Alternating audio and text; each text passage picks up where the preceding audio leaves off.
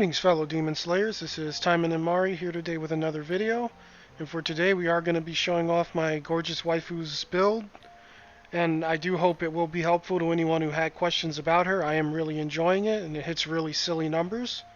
Before doing that though, I do want to thank everyone who has joined the Discord thus far. We actually broke 100 people yesterday, which is crazy because the server has only been up for 3 days, so it's awesome to see everyone showing up, everyone like discussing. People are actually using the voice chat now, which is cool. And it's overall been a really healthy, non-toxic environment. Anyone who wants to join, whether you're new or have been playing since lunch, you guys should come hang out. Have a good time. The link will be in the description. I hope to see you there. So with that being said, I am going to get right into it. We are going to go ahead and show you her build. Alrighty, so first we're going to look at the supporters. For the main supporter, we are using Takane Kaworu. She is very essential to the build for the increased critical damage of all attacks by 48%. This really helps Shiranui to push huge numbers. And since the build doesn't have very much CC as far as the skill loadout, every 42 seconds you get a nice stun as well as an 850% new AoE. And with the critical rate and damage this build will be giving you, this skill will be able to hit very nice numbers. So it's like having a second ult every 42 seconds. For our first sub-supporter, we are going to be using Shido Renka for her increased critical rate to melee attacks, and that rate would go up by 14% at S level 5. This is very essential to the build. Now if you are power leveling Shiranui, you can take Reika out and use Watarase in her place so that you could get the 15% experience. But for today, I want to be showing you the optimal build in action. For the final supporter, we will be of course using Sonata Homura for the 30% damage increase to everything that she would get at S level 5. And the small negative of taking an additional 10% really is like, it's negligible compared to the damage you will be putting out. And this is a mixed build, as you can see. We are running 1 green and 2 suppressed supporters. With that in mind as we look at the abilities. The first ability we will be using is her Taimanin Art Water Flow. At the end of normal attacks, hits enemies with an additional attack using a water weapon and enhances the normal attack. For sets 1 and 2, you will get a total of 30% extra damage added to your basic attacks. And at set 3, we will be getting an increased particle charge of 50%. The next skill we will look at is the Sogetsu-in. This is pretty much your projectile skill. Perform a range attack by throwing water blades in front of her. And this is another reason Kaworu is very important. The build will have high critical rate. So when you have high crit rate, you also want to pair it with very high attack speed, because the more attacks you do, the more chances you have to crit, the more damage you do overall.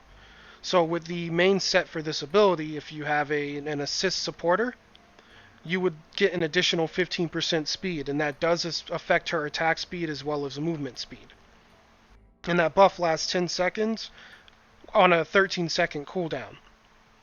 So essentially, you have about 97% uptime where your attack speed is up by 15%. So it's very useful when you're fishing for basic attacks.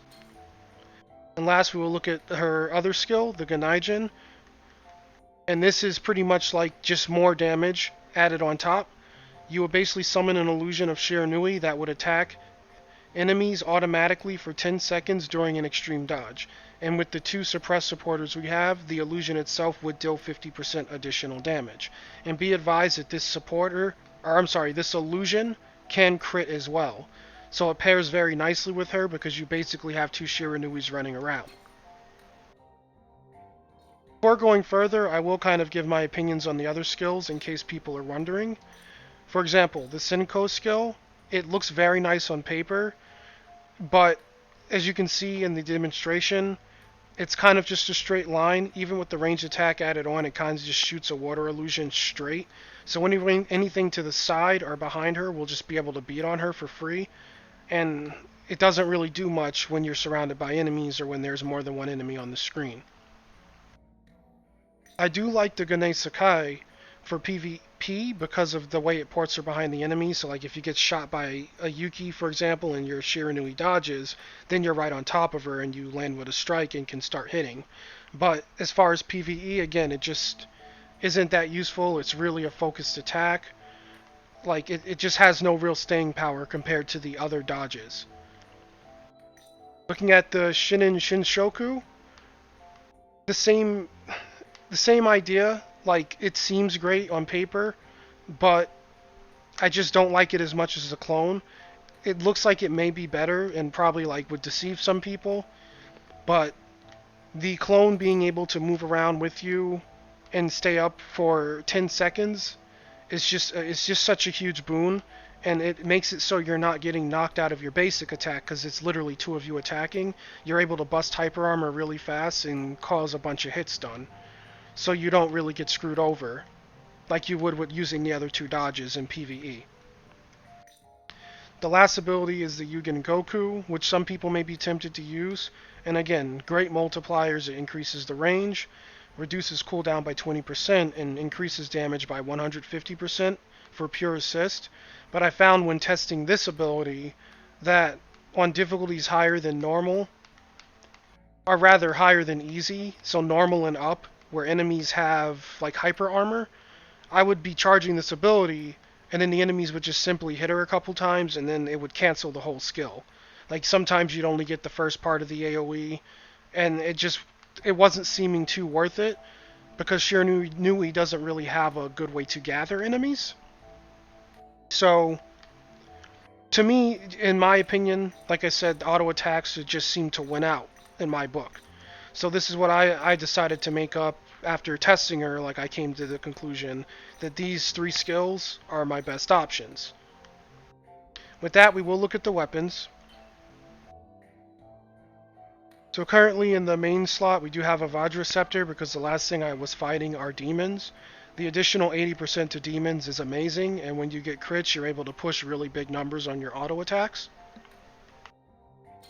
And when not fighting demons, your overall main weapon would be the Protoplasma weapon, as it does provide her with an additional 28% critical rate to everything. And adding that up, it would be 28% crit from this weapon, 14% crit from Renka, giving us a total of 42% critical. And then if you look at her skill tab, if you max out her critical skill, by level 20, that's an additional 4%, providing her with 46% before her actual critical statistic is taken into effect. So, yeah, she will be critting a lot. And while we're on the subject, this would be her stat sheet. What I'm going to do from here is just quickly show you guys each daily so you can get an idea of how the build plays and runs. I will start with the Shard and Gold daily since she has her anti-demon weapon equipped, and we'll get right into it.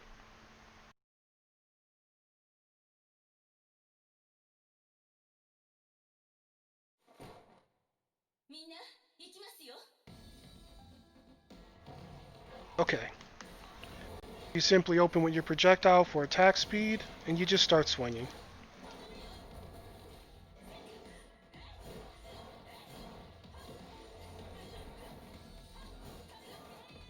Be sure to proc your clones when opportunities arise. They aren't 100% like, don't feel like you 100% need them all the time, but they are very helpful. Definitely become efficient at dodging and be able to fish for dodges when you have the opportunities, because it is a huge damage increase with the clone up.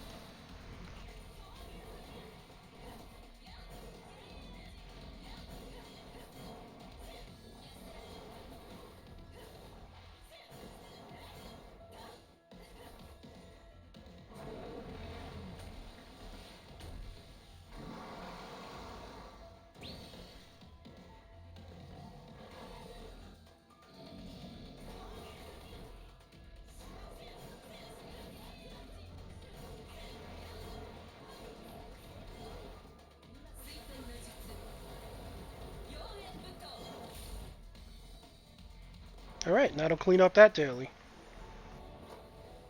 As you can see, you get some pretty beefy hits against demons. Like, even without critting, the last hit of her basic attack does hit for 16k. So definitely, like, when playing this build, you'll get used to it as you play it. It might seem a little bit rough at first, but definitely always go for the last hit of your basic attacks. A lot of her damage does come from there. Your goal is to basically speed things up with the attack speed, get to the last hit, and fish for criticals on that last hit.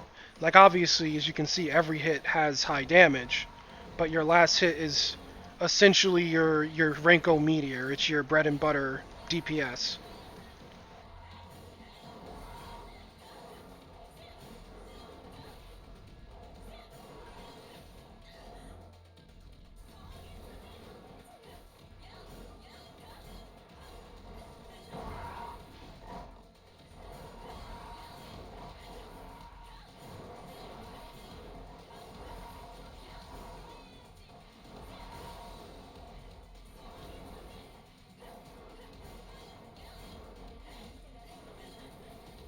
As you can see, that clone is really no joke. Those enemies kind of got cleaned up just by the clone, like I didn't really have to do anything to help her out.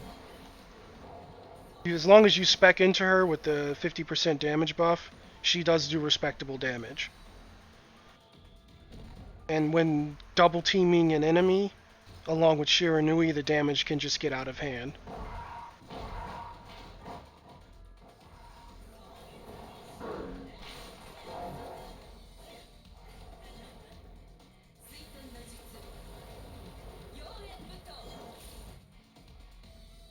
That'll end him.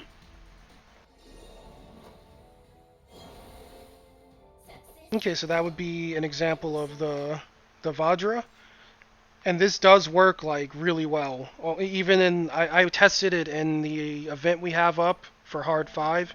It kind of just demolished those annoying like scythe boys. So the build can definitely beat some more annoying enemies. Since you're only really trying to basic attack, it doesn't leave her opened a lot. Like, as long as you learn what's safe and not safe as far as doing basic attacks, you'll be fine. Now what I did is I just switched to her critical weapon so that we could go ahead and take care of these last 2 dailies. Let you guys kind of see how she works not fighting demons.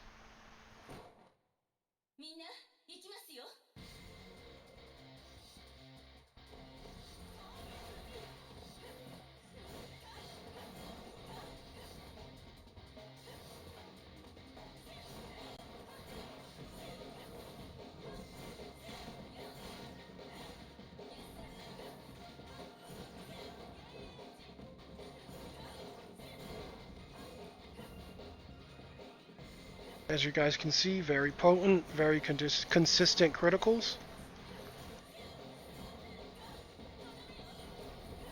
This build is definitely for anyone who likes playing like your conventional dungeon crawler, where you get high attack speed or crit rate with crit damage. I feel like League of Legends players might like it too, like anyone who plays AD or ADC in League of Legends that likes to carry. Those types of players would probably love playing this because of the output the build has. Alright. That guy was a little slippery, but we took care of him.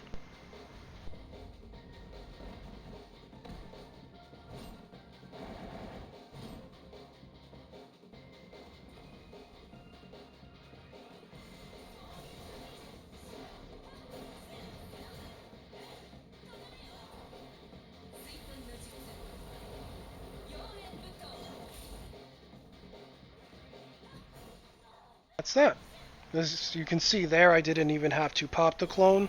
Just the AoE damage from her projectile and Kaworu was more than enough.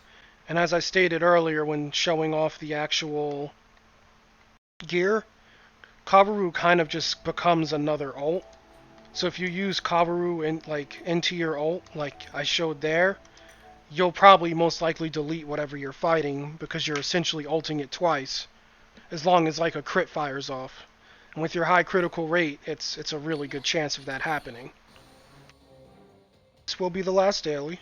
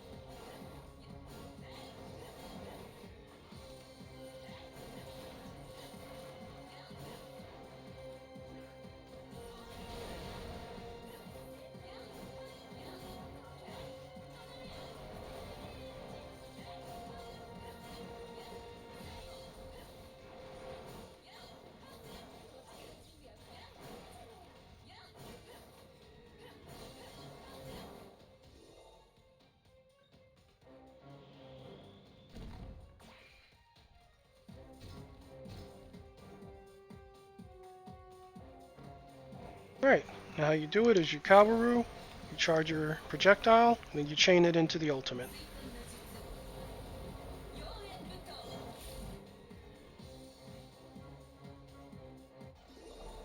That'll be her little I delete things rotation.